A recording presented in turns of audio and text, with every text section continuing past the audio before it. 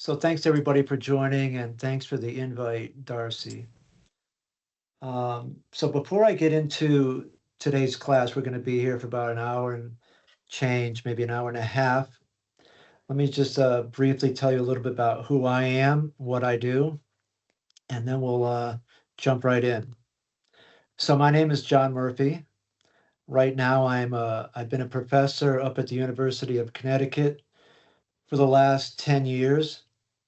Before that, I spent over 35 years as a software developer and emerging tech consultant um, all over the country, but you'd be familiar with Aetna, Cigna, Pfizer, Accenture, Sony Music. I worked in the field for 35 years, and then I became a professor for the last 10 up at the University of Connecticut. What I do at UConn right now is I teach digital ethics. I run a social media intelligence laboratory, and I host a podcast and a Substack called Digital Dilemmas, where I talk about topics that we're going to talk about today. So one of the reasons I teach these classes at UConn, and I'm doing this today with you, this is something I'm really passionate about, having been in the field for 4 decades or more, and then teaching for the last 10 years. I'm really aware from inside the tech industry how everything has been designed, what it's doing to us and to our kids, and what we can do about it to live with technology in a healthy way. So that's what we're going to talk about today, and it's something I've been doing since the mid 80s. If at any point during today's class you have a question, please just speak up, and I'm happy to answer. I'm more comfortable with a collaborative environment versus just me talking nonstop for over an hour and you getting bored on a summer day. So please jump in with questions. Anybody have any questions or thoughts before we get started?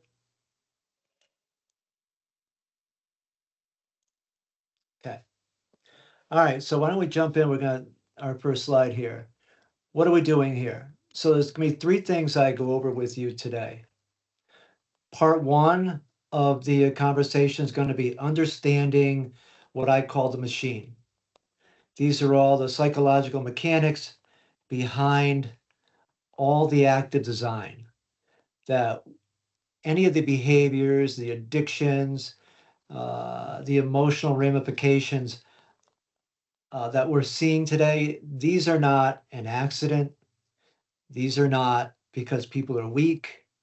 This has been purposely designed, and I'm going to walk through how that has happened. The second part is a conversation regarding documenting the damage that's been done to people regarding our attention spans, our relationships, and identities of who we are. So we're going to talk through, for a good portion of time, documenting the impact, the damage. The third thing we're going to do is we're going to talk about what we can do regarding all of this. Are we helpless? No, the answer is absolutely not. But we're going to go through some what I call analog grounded strategies that we can help. From my perspective, I help my students. I help people who subscribe to following me. And from your perspective, if you have clients, people you work with, and they're looking for help, we're going to talk about some of the solutions that are real and are possible. All right, so let's go over the learning objectives for today. So by the end of the session, you should be able to identify the psychological mechanisms behind what I call addictive technology design. You'll be able to articulate the documented cost of chronic digital immersion on attention, relationships, and identity, and apply at least 2 analog grounded strategies when working with clients navigating technology-related stress or any disconnection from relationships. This is not an arbitrary conversation. These are, I'm going to bring up and we're going to talk about direct research that has occurred over the last X amount of years, where a lot of studies have been done. There's a lot of data now in our hands, a lot of evidence. These are things that I suspected for several decades, and especially the last 2 decades. But now the data is in, and we're going to talk about some of that as well.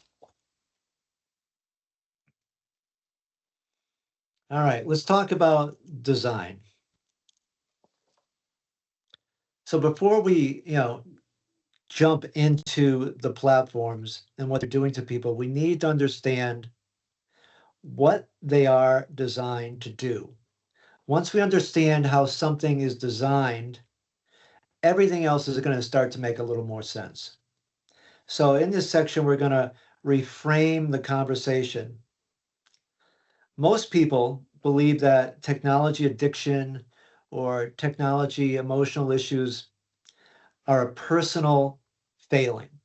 When I spoke at the Root Center in January, when I speak to my students, most people early on seem to think I don't have enough willpower, or my kid is just, sitting in front of the screen and I can't get them off. They don't want to have a life. And what we're going to talk about is the intent of the design is way more powerful than the average citizen understands. And we really can't be blaming the individual if it's not an individual failing. So I want to put the responsibility back to the technology industry and away from the person a little bit, and more with what we can do about it. All right. So let's start talking about how this was designed.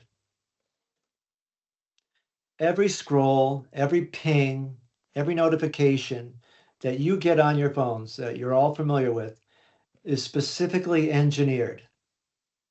It wasn't just discovered. It didn't just happen because it was cool when we were designing it. It wasn't just stumbled upon like, oh, wow, isn't that interesting? No, these are teams of behavioral scientists and product designers who knew exactly what they were doing. So here's a key point. Silicon Valley borrowed heavily, bullet point number 2 here, from behavioral psychology and casino design early on when the smartphone first came out. What you're carrying around, what I'm carrying around in our pocket is an actual slot machine mechanic. Studied and applied design. So every little color, noise, buzzing, everything is specifically designed using slot machine and casino design techniques. So in 2014, we're going to start getting into a little bit of the study here. Person name, the Hook model. I won't go into his full name. It's unpronounceable and you don't really care. This is called the trigger, the external or internal cue, the action, the simplest behavior in anticipation of a reward. That variable reward, the unpredictable payoff, the investment that the user puts into the machine, in this case, data, content, time, that loop is running constantly. And that's how the smartphone was designed. So if you just take a step back, it's the variable reward technique. If we do something on our phone, I'll give you an example.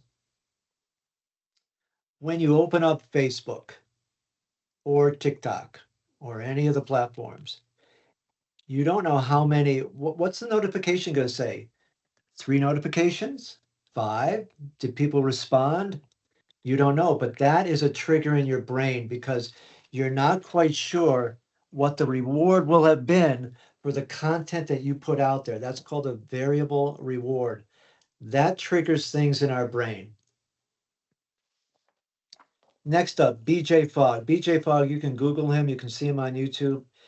He is the king of persuasive technology science. He had a lab at Stanford University for quite a long time where he trained an entire generation of product designers. What was his goal? Psychological principles to change human behavior at scale. Most of the people, and I've been out at Facebook, I've given speeches at Facebook. Most of the people who work, the executives who worked at Facebook, which is also Instagram under Meta, and all the other platforms, took BJ Fogg's Persuasive Technology Lab classes at Stanford. They're all well trained and completely understand how humans are controlled by product design. So the business model that they came up with requires what I call compulsion. Attention is the inventory being sold to advertisers. So if you think that, or if you're confused as to who the client is on social media, what is the product? The product is attention. They are mining and extracting our attention. That attention, that time on platform, quote unquote, time on platform, is the inventory that's being sold to advertisers.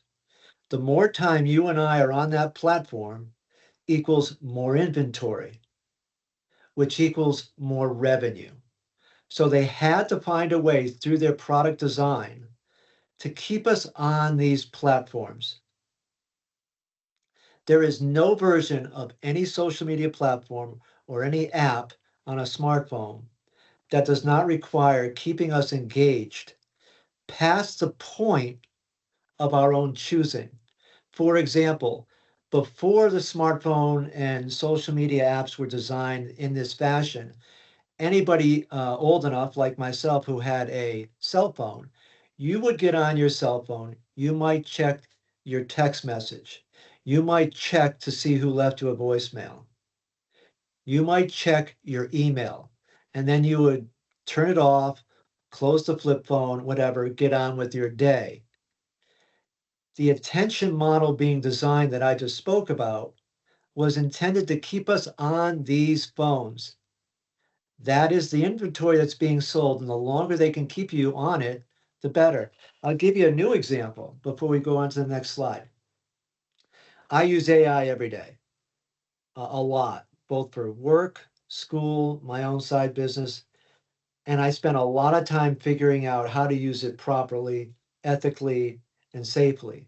I've noticed in the last few months more and more when I am working with AI and I'm done with what I needed to do for me on my behalf, it still comes back with another question.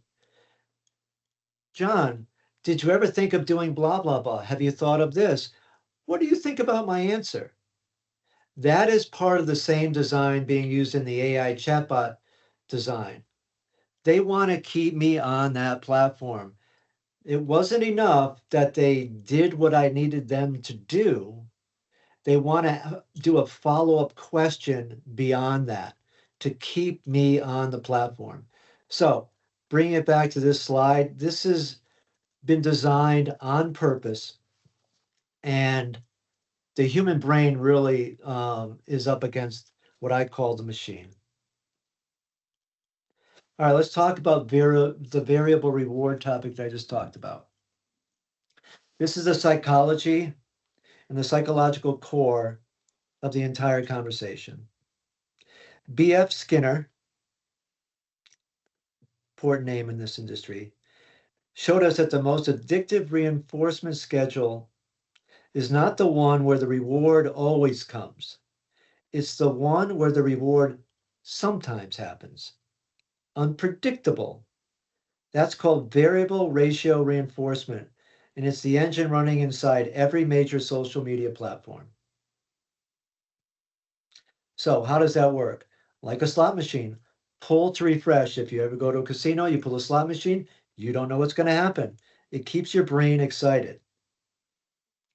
On a smartphone, it's the exact same feeling. We never know what it's going to show us. What will the algorithm tell us? That is what we call variable reward.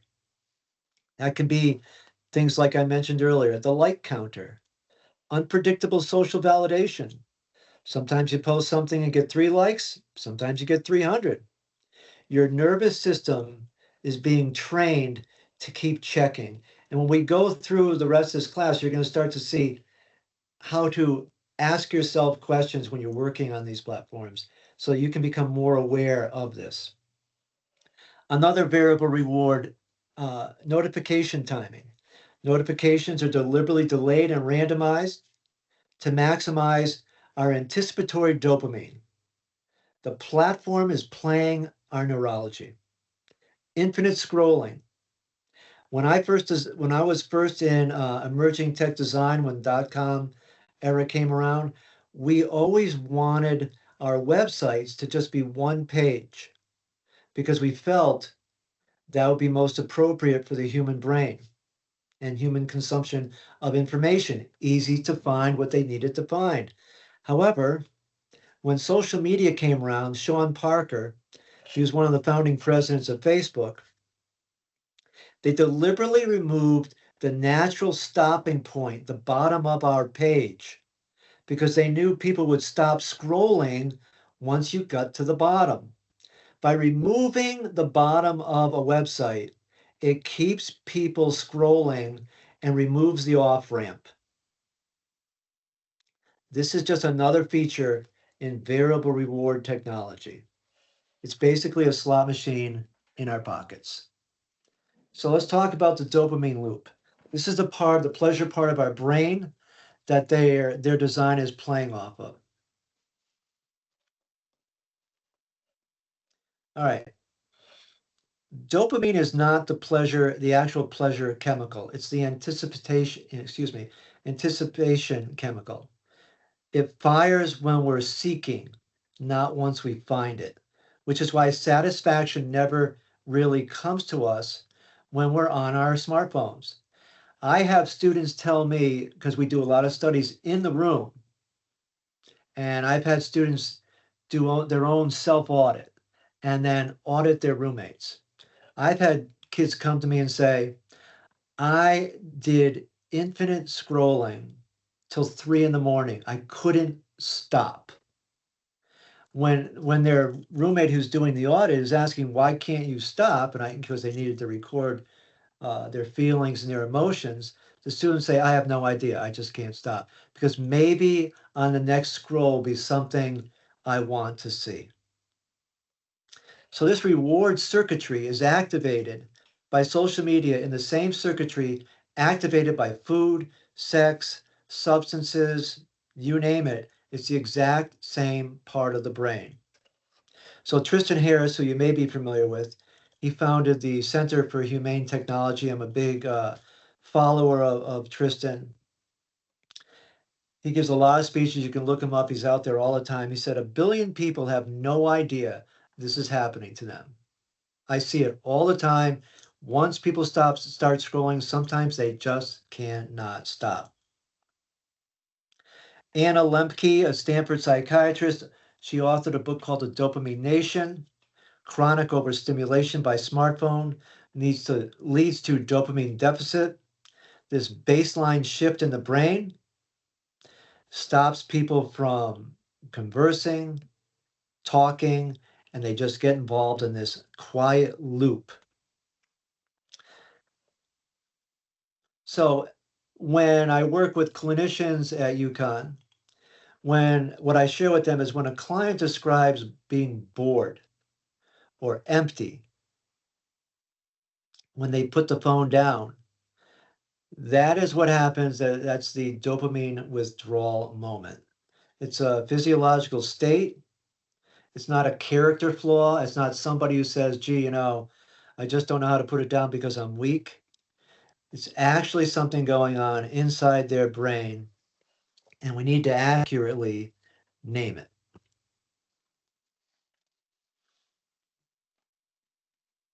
right, slide 8. Attention as architecture. So our attention, which is what they're trying to mine, is not infinite. We have a finite amount of a cognitive resource called our attention. So what's important here? Daniel Kahneman, you don't need to know these names, but he wrote the book Thinking Fast and Slow in 2011. Oh, did we just lose people?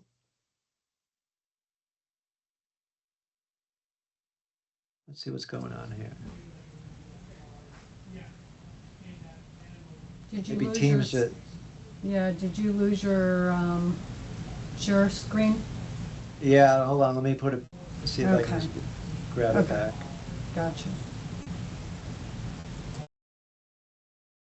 No.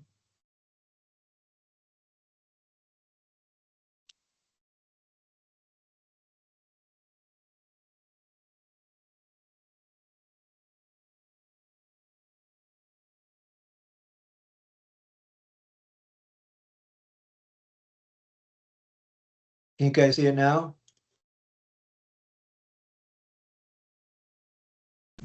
No, not seeing it. Give me 1 second. Okay.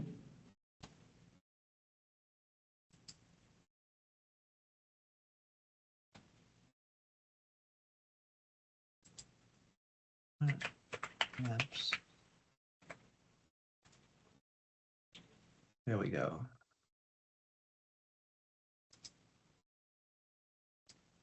How about now, Darcy? Still nothing. Really? It says here. Yeah.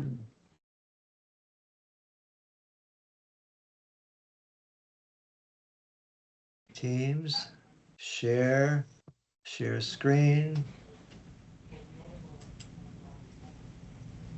Here we go. For some reason it thought that we were done. That's interesting. Yeah, it's back now. Okay, great. Okay. Perfect. Attention. We're going to talk about attention. That's where we left off. So a thing called attention fatigue, that's real. So if somebody says to you, I'm exhausted from looking at the screen, that's a real thing. Another study, UC Irvine.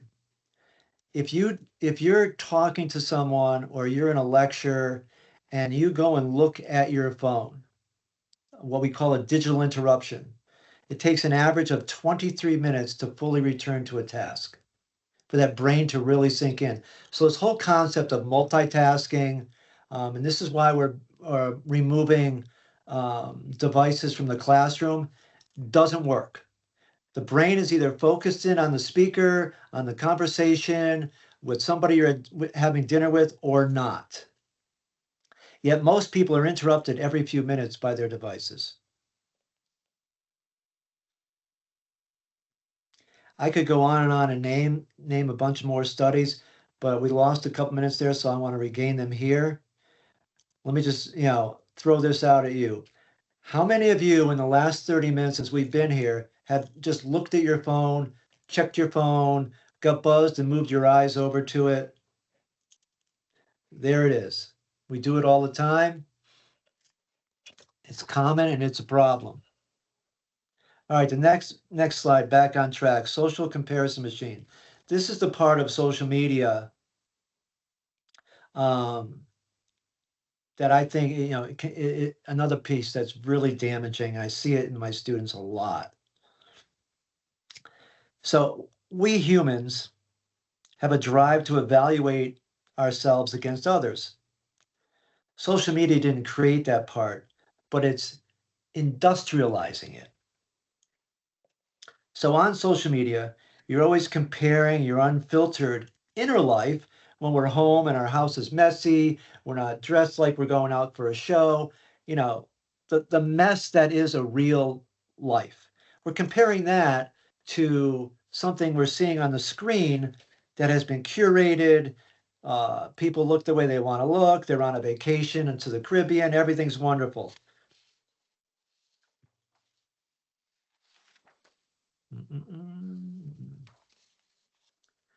The algorithms that these platforms have make them even worse. So it surfaces our aspirational content by default.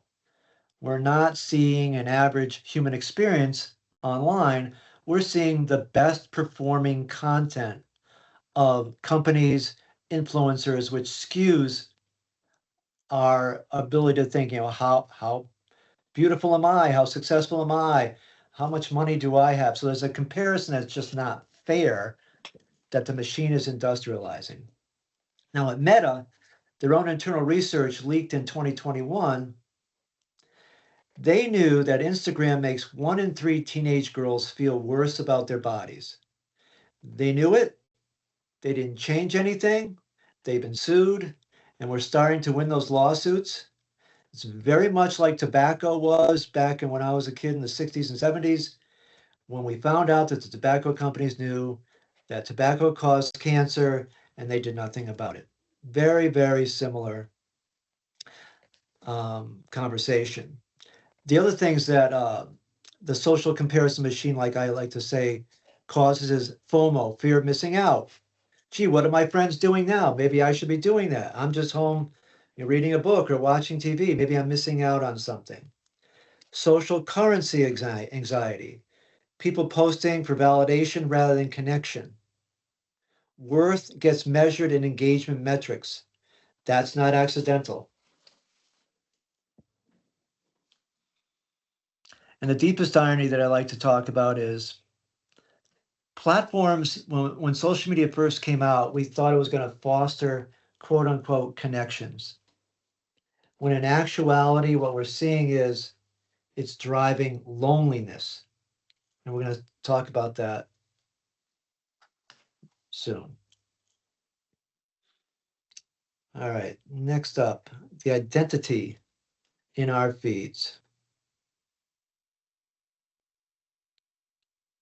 Boy, do I see this one a lot. This is when people live through moments. And social media, and I've noticed this, I don't see it as much in people over a certain age, but I definitely see it in people younger than a certain age. Social media has added what I call a third self, the performing self, the performative human. They go on social media with the intent to perform. And as soon as that smartphone gets up in front of their face and the video's running or the camera, the photo's ready to take, they go into a whole different version of themselves, whether it's a facial expression or something along those lines. You're all familiar with it. You've all seen it. It's really, well, I call it bizarre, but it's fascinating to say the least. But there's constant self-presentation mode going on with identity management. People are curating. It's different than taking a picture before social media. Now we're curating, and there's a gap between who I am as a person and what I'm presenting. That is also cognitively and emotionally exhausting. Having to perform or be in performance mode is exhausting to the brain. Then we have the quantified self that we talked about. Our identity is now what is it on social media versus who we are as real humans. So social media is really foreclosing our private space. Adolescent identity is forming in public. So for me, what I see in the classroom is I I see the impact of someone who had to perform because of these things we're talking about on social media in middle school and high school. I don't know about you, but my experience in middle school and high school, that is one tough journey for any human being. And having to do that in a performative mode on camera or video, I can't even imagine the strain that these kids have gone through at that age. So to wrap up why the design, and it's really not everyone their fault. This isn't just an adolescent phenomenon. This is the personal brand imperative that has been put onto the current users of social media, whether they be professionals, parents, academics. Everyone is being pressured to perform, to create an identity, to be marketable. And that is really exhausting. It really is exhausting. I've gone through it myself. One of the reasons I do this kind of class is I've lived it. I was there at the very beginning. I've seen the evolution of it, and I came out the other side and I realized it is freaking exhausting. All right, we're going to talk about the cost. We've gone through, that this isn't everybody's fault, the design. Let me do a time check. Good, we're right on time.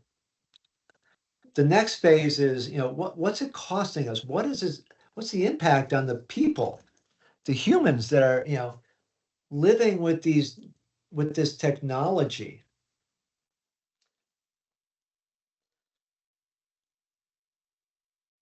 So I'll just sum up by this. I've got a little quote here. The research on this, at this point I mentioned earlier, is substantial, it's consistent, and in many places it's alarming. So we're going to walk through the three domains where there is clinical evidence: attention, our attention spans, our relationships, the impact on relationships, and identity as to who we are as people.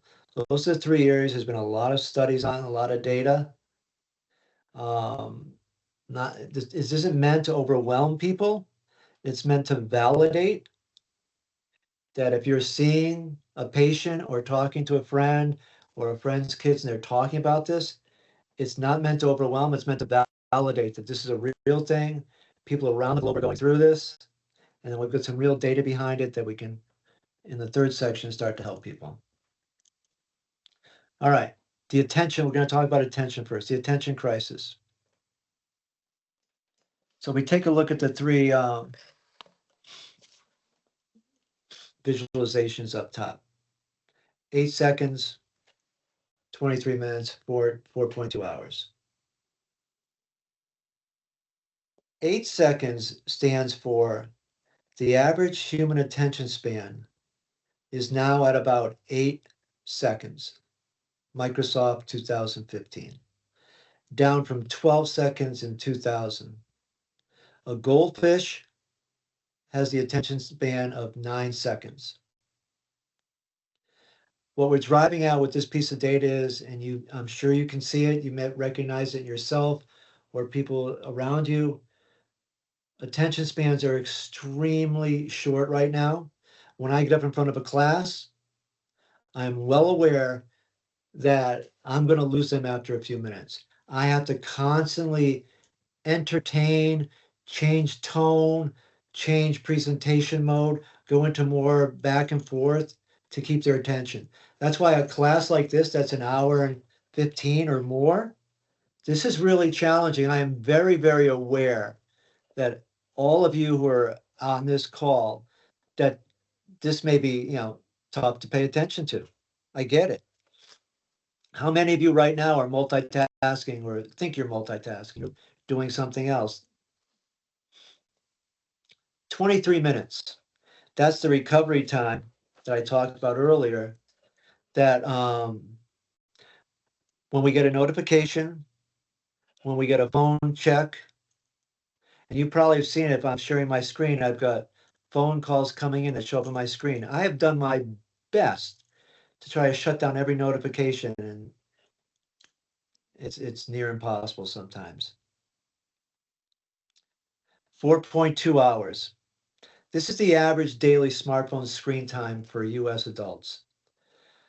When we did a study in our classroom this year with our students, the average is about 6.5, 7 hours per day. I'm gonna pause there for a second because When the kids saw the data, their own data, not me quoting some study, they audited themselves and their friends, and they came back with roughly 7 hours a day. They did the math. We did it right on the board. I forget how many years, but let's just say if you live to 80 years old, I'm going to make this up. About 25 to 30 years of your life is going to be looking at a smartphone screen. And I just stopped. I have to say that the kids became extremely motivated for no other reason than to realize, holy crap, I'm going to be spending 20 to 30 years of my life looking at a screen if I live to 80? That's crazy. But it's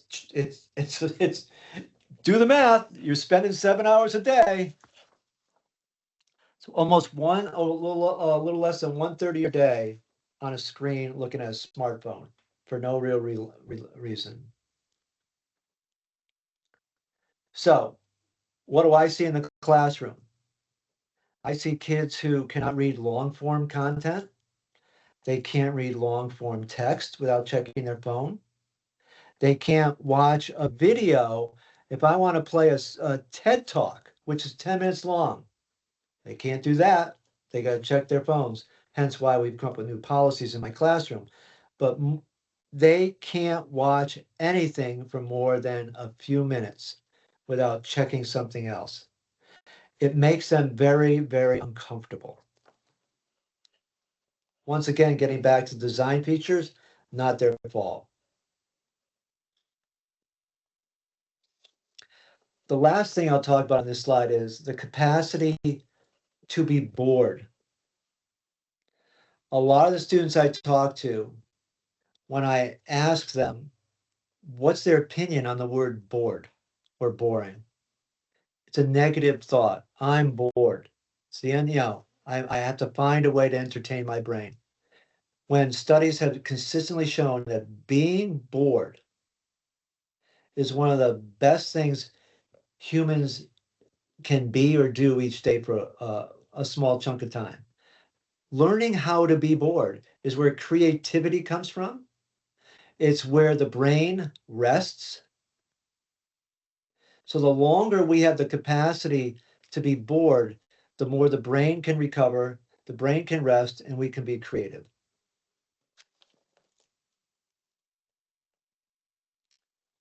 Relationships. Studies have shown, I've got 2012, the mere presence of a smartphone on a table, face down, not being used, reduces conversation quality and decreases feelings of closeness and trust between conversation partners. Because having the phone on the table, even face down, is a signal to the other person that whatever happens on that phone is more important than you. Parent-child interactions. If a parent is on their phone during interaction with a young child, research shows there's a reduction in responsiveness, less attentive to what the parent is saying. The child's attunement is just not there. They know the parent is being distracted. Technoference, it's like conference. This is when you're with a friend, a partner, during personal time, and that person gets on a phone call. It's a documented predictor of low relationship satisfaction. It's not just an irritant, it's a predictor.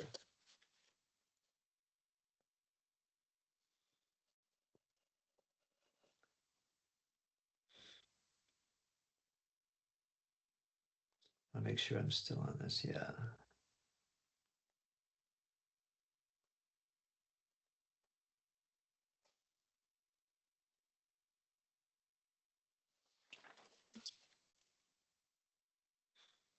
What ends up happening is we expect more from the technology world than we do of the human relationship. So we're outsourcing the discomfort of a human conversation, the awkward silence, the misunderstandings when people are relating with each other, the need for repair or fixing what we're talking about, because our phone, our smartphone, the apps we're using will never disappoint us. They don't ask anything of us. They just make our brain happy with whatever we're doing on that smartphone. So this is what my students refer to as the inability to be able to repair human relationship and conversations. So one of the things we work on in our classroom constantly is teamwork, partners working together. I see a lot of students right now, they're very, very, very uncomfortable in conversations where they have to read people's facial expressions. They didn't like what the other person said.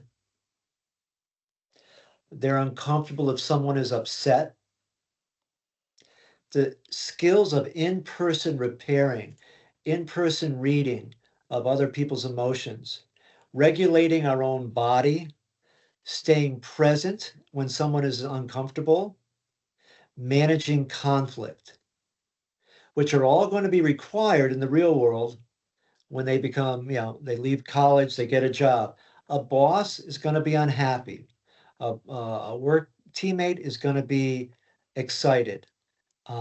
There's going to be moments where they're going to have an uncomfortable conversation with someone they work for or someone who works for them. And these are the areas they struggle with the most because the phone has replaced that for them, and they have a really difficult time with those skill sets. Loneliness. I love this quote from 2023. When we got into social media, when it first came out, we were excited for social media. We used to use the phrase social media for the good because we thought we were going to be the most connected generation in human history. And some of it is still true.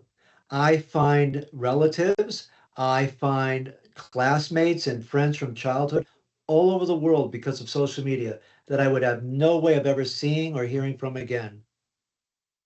The downside is we're not only the most connected generation in human history, we're also somehow becoming and are the loneliest.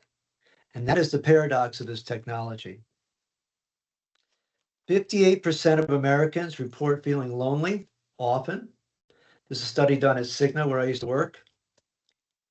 And that was before the pandemic. Numbers are now worse. Social media use above 2 hours a day, which most people do, doubles the likelihood of perceived social isolation. There is a neurological reason for this. Digital interaction activates different neural pathways than face-to-face contact. Being in the same room as another human being, reading someone's face, their expressions, their body language, is what the social brain was built for. That's how we survived for millennia. Humans had to read other people's faces, read their body language. It might have been a life or death situation. That allowed us to survive. So that is how our brain is built. That skill set is being thrown on this current generation, and the brain has no idea what to do with it. So what ends up happening is people begin to mistake online interaction for genuine belonging, but that is insufficient. I'm sure all of us have experienced this. Someone sends you a text, or you send a text, or you write something on social media. Your intent, your mood when you wrote that was one thing, the way it was perceived was something very different. They can't see your face. They can't hear your voice. They can't read your mood. It's just digital.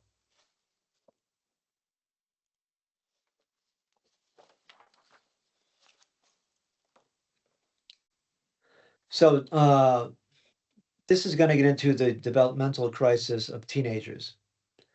Some of you may have heard of Jonathan Haidt. I'm a huge fan of his.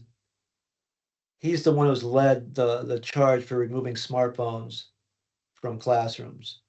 And as countries and school departments and cities around the world have begun to do this, they're they're noticing a huge change already in their students.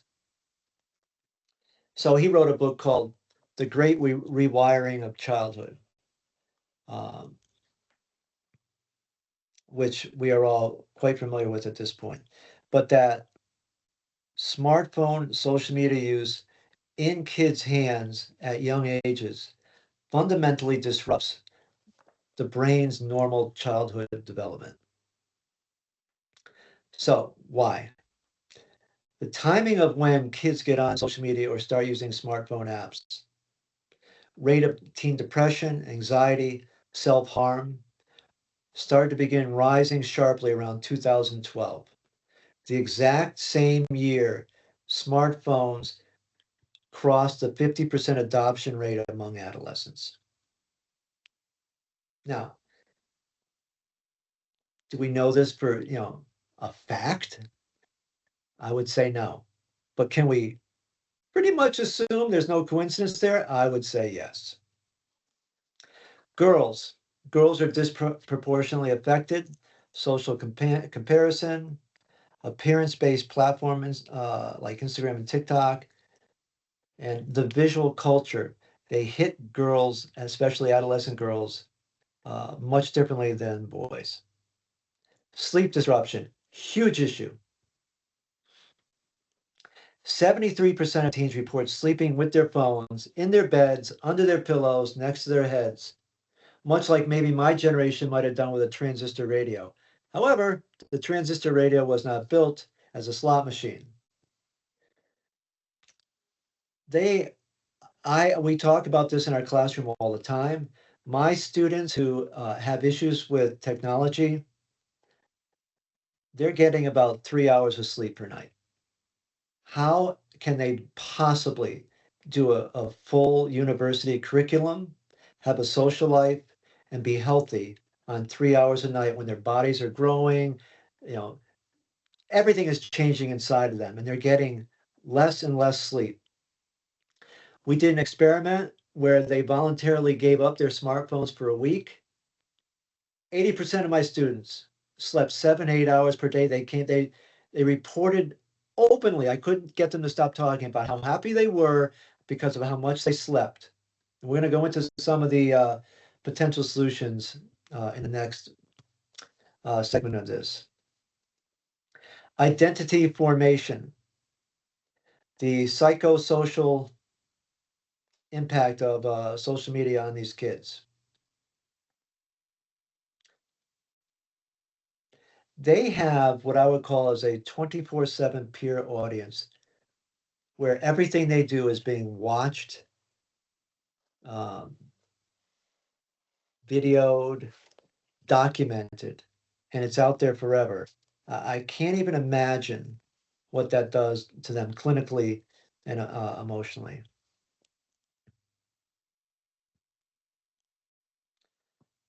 Identity under pressure. Quick time check. Okay, we're good. So if you have a client that feels lost, let's walk through some of this. Pre-digital identity formation. So this is what's developed when digital is not involved, or any generation that grew up before digital. Experiences become embodied. Failed relationships, failures of any kind, relationships of any kind, physical presence, our appearance in the world. They become an embodied experience. Our emotional development is tested in private. It's refined over time. We learn what we do well, what we don't do well, what are we good at, what are we not good at. How am I, doing in this world? It was done generally in private, where we could develop and go through our mistakes without an audience. Contradiction and change. So maybe one day you feel one way, the next week you feel another way. Maybe you like someone, then you don't like someone. All these things are part of normal human development.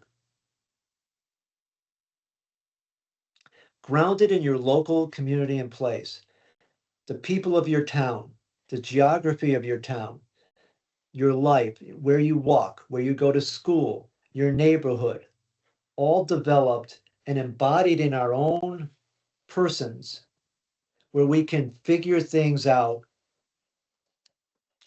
kind of on our own. It's part of our own development. Then we get into the digital era.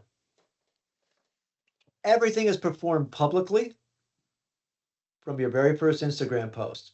You got an audience. You get a feedback loop globally. You now have a brand. Contradiction and change, you may not want to go there. Might confuse your audience. You're no longer tethered to just your geography, to just your town, to just your body. Your identity now exists on servers visible to the world. So, in summation, the pre digital self, the one that we were built for millennia, we had the luxury of private formation. That private formation of development has largely been eliminated. When the performing self is the only self, a person can lose access to who they actually are underneath the performance. This is not a character flaw, it's a consequence of that environment.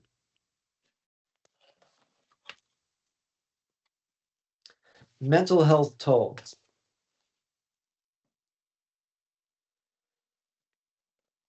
Two times.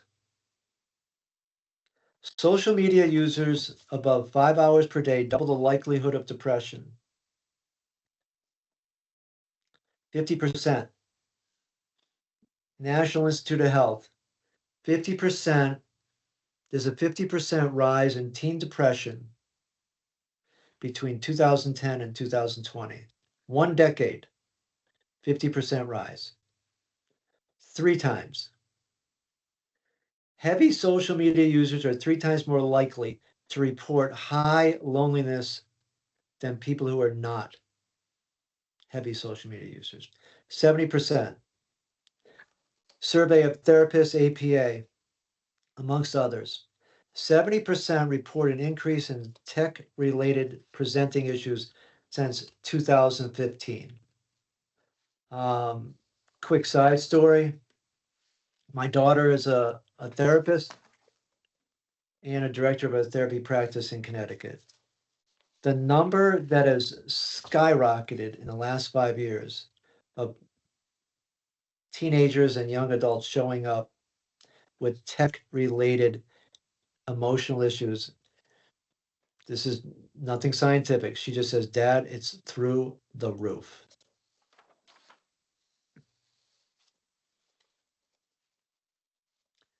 Things like anxiety disorders, depression, ADHD, body dysmorphia, eating disorders, digital grief and loss, loneliness. Not to be dismissed, it's definitely impacting this generation significantly. All right. The last slide before we get into what we can do. What we've lost. We've lost unstructured time. We've lost boredom. We've lost incubation of the self. We've lost mind-solving problems. Children who are bored develop imagination. Adults who are bored develop insight. We've eliminated that empty space. We've witnessed without audience. Pre-digital experiences had intrinsic value for the human. We look at beautiful sunsets. We don't need to photograph it. We go to a concert. We watch the musician, the artist. We go to a ball game. We watch the athletes. We don't have to photograph and videotape the whole damn thing. An embodied presence, being physically located somewhere with all our human senses engaged in that specific place, not having to be on digital recording everything, but being present. Repairing without friction, repairing human relationships, being on a team, reading each other's emotions. Nature, walking, daydreaming, the restorative things that humans have always done. These are things that we're losing that we need to get back. And in the next section, our final section, we're going to talk about what we can do about this.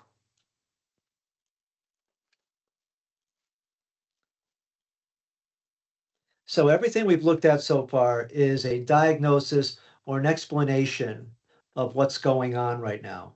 I want to talk now about some of the things that I'm writing about, some of the things that I myself have been doing a lot the last couple of years, and I see firsthand the help it's done for me.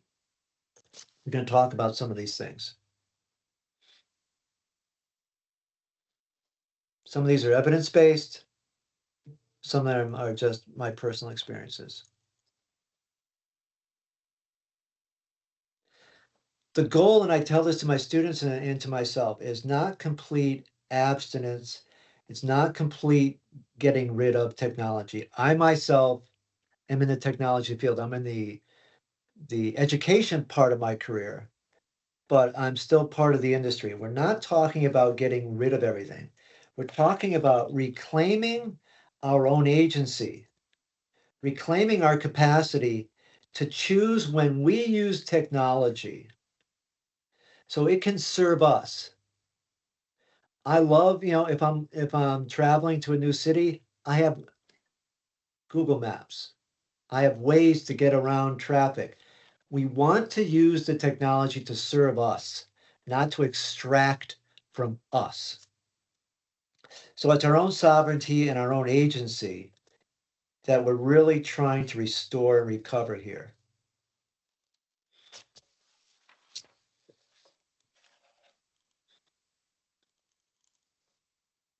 So let's look at the ABCD. Awareness. What we want to do is be able to tell ourselves or our patients or our students, just be aware as to what's happening. Just be aware that this was designed in this way and be aware of how it's showing up for you. B, boundaries. Structural, not willpower based. I'll get into that. Cultivation, actively building analog capacity, which means pre-digital. It's not passive.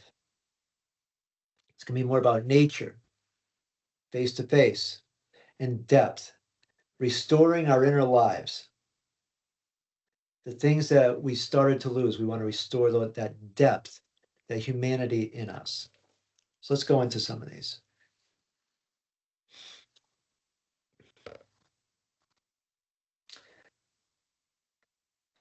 Changing our digital boundaries. The phone-free room. So here's some things that you can actively do. I've done these, they work. The phone-free room.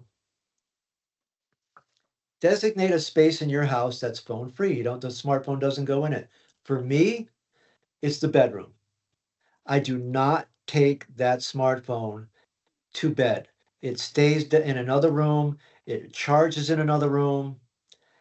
I went from averaging 5 hours of sleep per night to 7.5 hours of sleep per night within one night.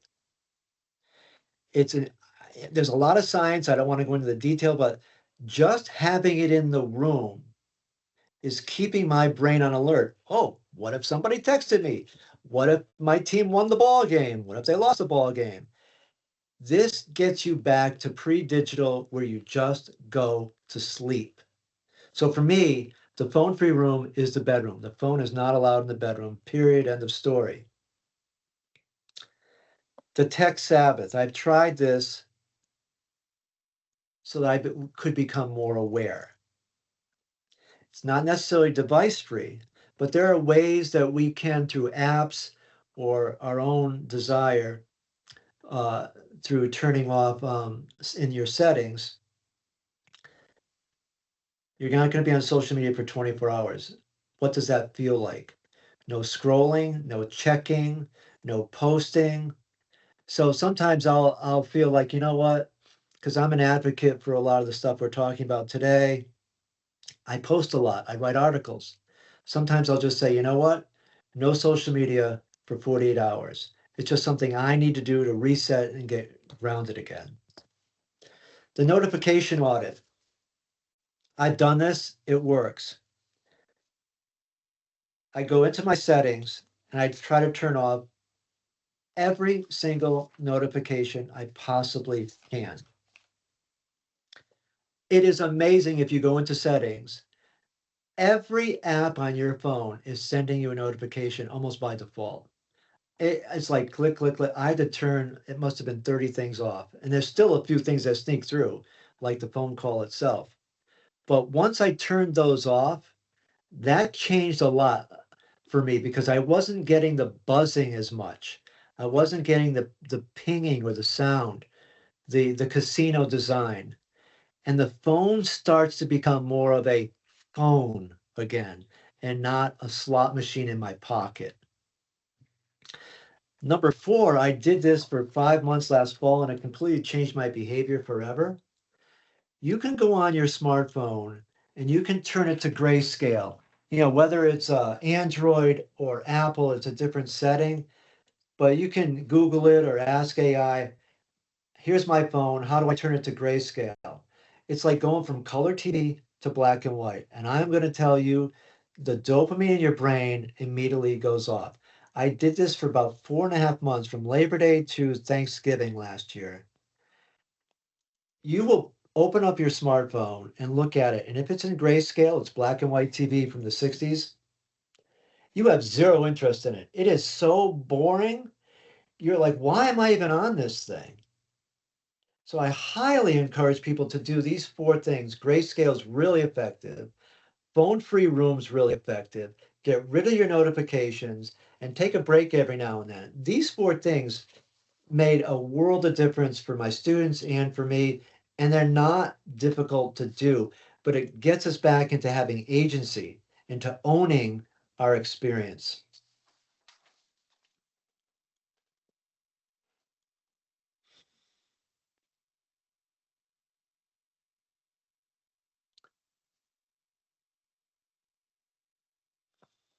All right. The analog restoration practice. So I've been doing these four things as well. In fact, I actually wrote an article about it. I went number one, nature, daily outdoor exposure to nature. So, for example, I was at the beach last week. I was down in Newport, my family's where my family is from, and I went to a beach that I spent my whole childhood at. We're at the beach. It was a week ago today. Beautiful summer day. A lot of people at the beach. It was during the heat wave. And I look around, and hardly anybody was on a smartphone. The sun was so bright that you couldn't even look at your smartphone if you wanted to. Plus, there's sand around. I walked that beach. I would say less than 20% of the people were on their smartphone, if that. So I came home and did some research. as most people definitely would want to do after a day at the beach. And I discovered that if we are outdoors in nature, it reduces our cortisol, our rumination, our amygdala activation. It gets us back into who we are as humans. The next day, my stepson, he's a counselor at a camp up in upstate New York for the summer. He's usually on TikTok and Instagram more often than I'd like. He hadn't posted for 3 weeks.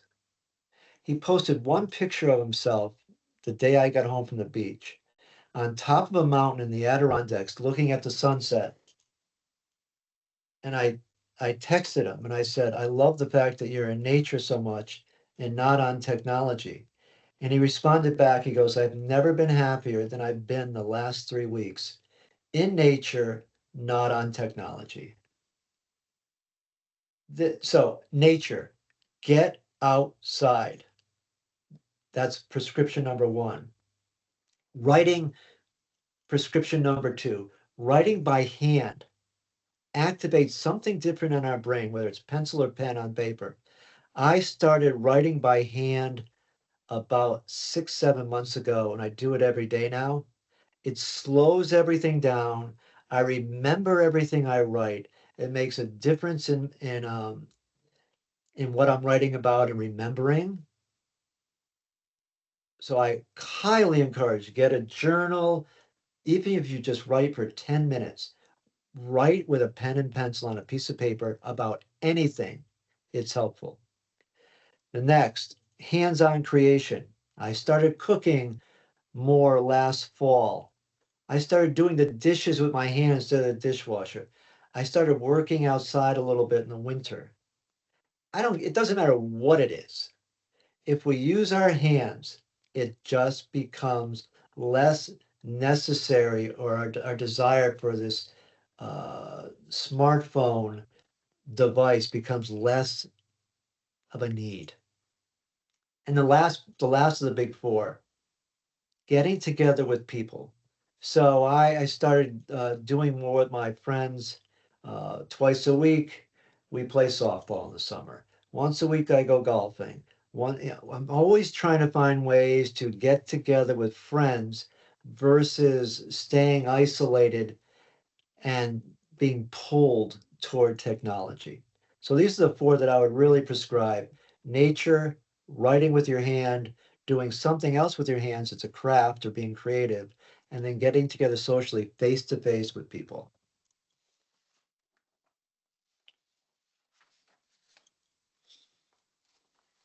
Solitude.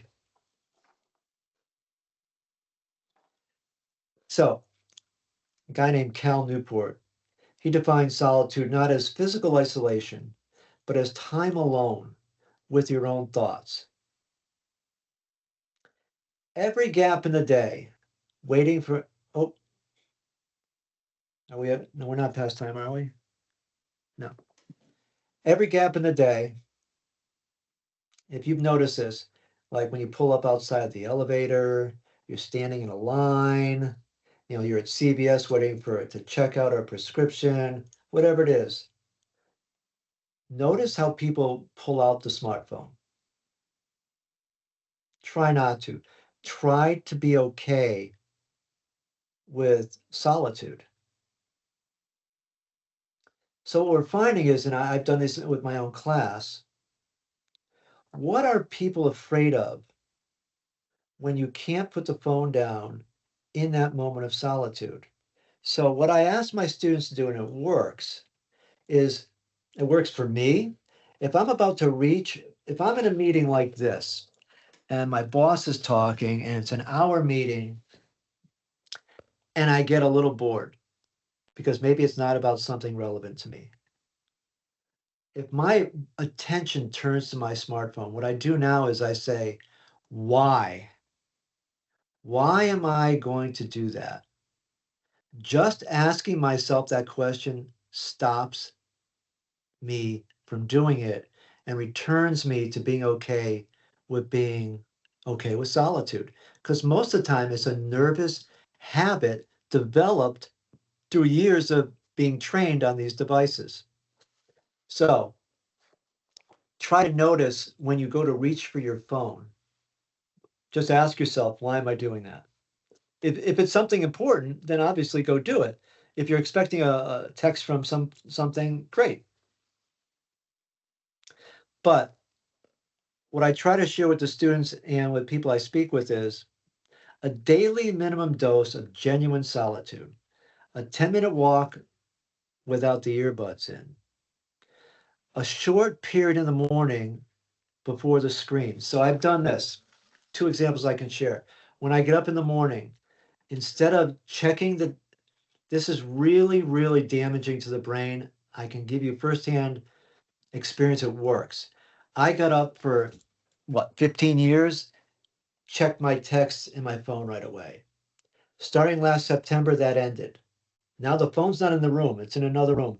And when I get up, either looking out the window or taking the dog outside, I do not check my phone for at least 30 minutes. I go outside and I look at the sky, the trees, the earth, anything where I feel grounded that is not digitally related, I do for the first 15 to 30 minutes every day. It removes completely that early addiction and allows my brain to wake up into the day like humans woke up into the day for millennia, and reduces my anxiety during the day a lot. I also try to spend a good 10, 15 minutes a day, no matter what's going on. Even if I'm teaching, I'll go for a walk around campus. No smartphone with me. Go for a walk without a smartphone. The other thing I do is the smartphone is not allowed inside the gym. I go to the gym X amount of days per week. I'm really into swimming and other things that the gym has. I do not bring the phone into the gym. It stays in the car. So this is a moment of solitude. So whatever exercise I'm doing, whether it's a walk around the neighborhood, a walk across campus, uh, being inside a gym, be by yourself for those moments without the constant pinging or worrying of the pinging that your brain is trained for. Even music, just be by yourself for those few minutes.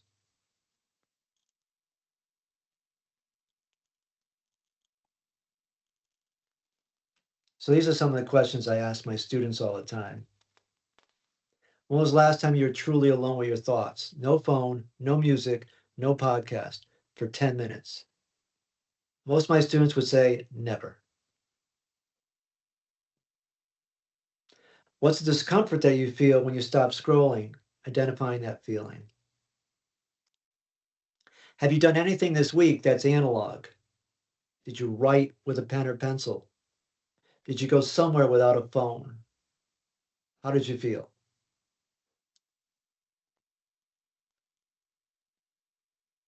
So the other thing I try not to do is we don't want to be, what I do in the classroom and I encourage schools to do is no devices in the room. What I did last year was our classes are 1 hour and 15 minutes. At the halfway mark, I typically would do what I call a tech break because I knew at first this would be really difficult. So after about 35, 40 minutes, we took 5 minutes. They could go for a walk down the hallway and back. They could check their phone. They could do whatever they wanted. And then the devices go away and we resume class. After about 2 weeks, the tech break was, I would say, do we need a tech break? They're like, no, we're good. They started to give me feedback that they enjoyed. This was like 1 hour and 15 minutes where they weren't being pinged. They weren't being distracted. They started to enjoy it. So what I'm trying to say is I wasn't trying to be their police, even when I was beginning this transition. And even if they checked their phone, they didn't get dinged by me or they didn't get shamed. It was just a noticing this. They started noticing that they felt better anyway, so I didn't need to police it. what I shared with them, and it's the third to the last bullet. The target, the aim here is not zero technology. The target is not removing technology completely from their life. It's really to just be more intentional so that we own the technology does not own us.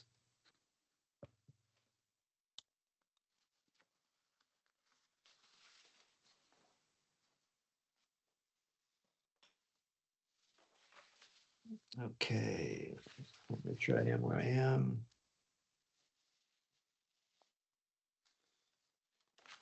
I'll just go through these. I know we're about 20 after the hour.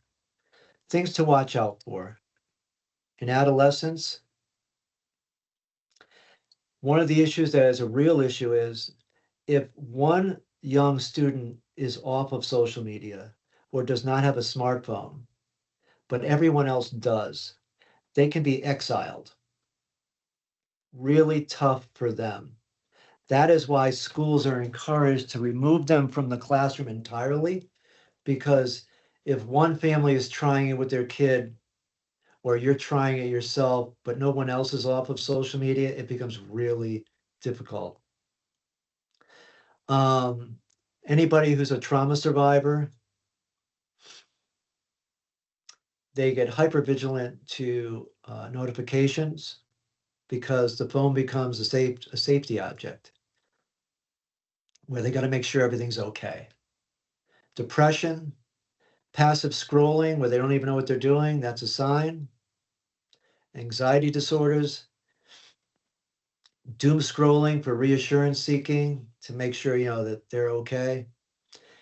Neurodivergent clients are high in the dopamine dysregulation category. And older adults, digital literacy gaps create vulnerabilities. I see all kinds of issues between people over 50, through 80, their 80s. Um, they feel out of touch. So I try to be aware of that when I'm talking to my buddies. I have a lot of friends in their 60s and 70s who do not use technology. They're unaware of some of the things going on in society. They feel out of touch and they don't get shamed, but they get put into a corner where like, oh, well, Joe doesn't use technology, so we can't talk to him.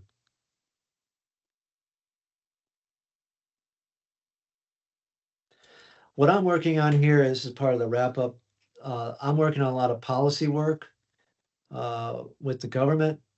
We had some social media bills that went through this year. We had smartphone technology bills up for consideration. We have AI bills that got passed.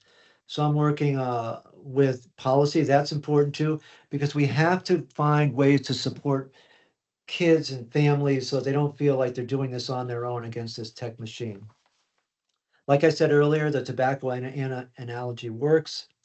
Um, we're seeing a lot of great regulation in Europe and in Asia, and it's working really well.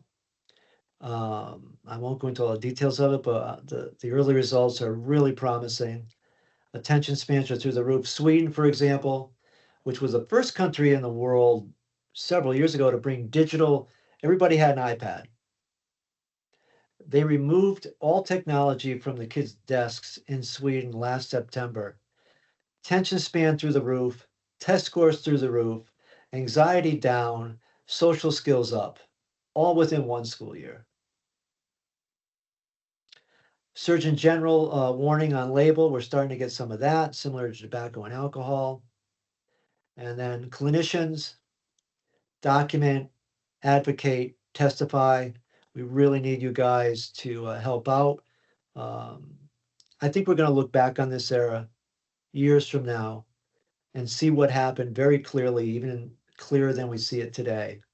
And so, whatever we can do to help all of us in the next generation of kids to be healthier is what we're looking for. We're trying to be healthy with technology.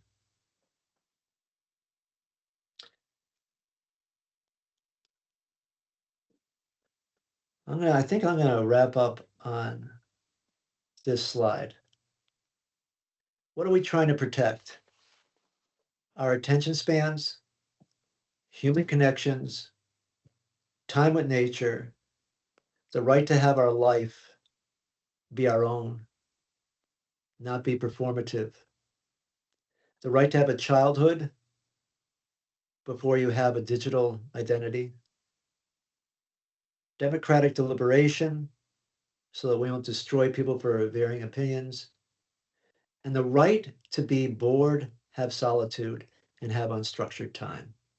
These are things that we really are trying to protect so that we can be healthier as more and more technology um, is developed and is part of our lives. So Darcy, I'm gonna wrap up there. My voice is going, so I'm gonna stop.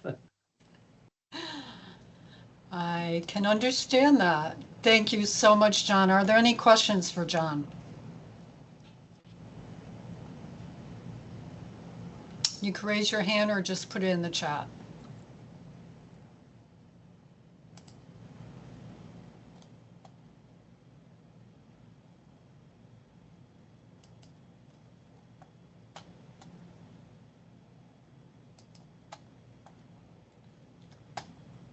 I am seeing nothing at the moment. So on that note, I think I'm going to thank you, John, for all your time and energy. Thank you so much. And thank you for all this very interesting information. I love that data. It's hard to believe that our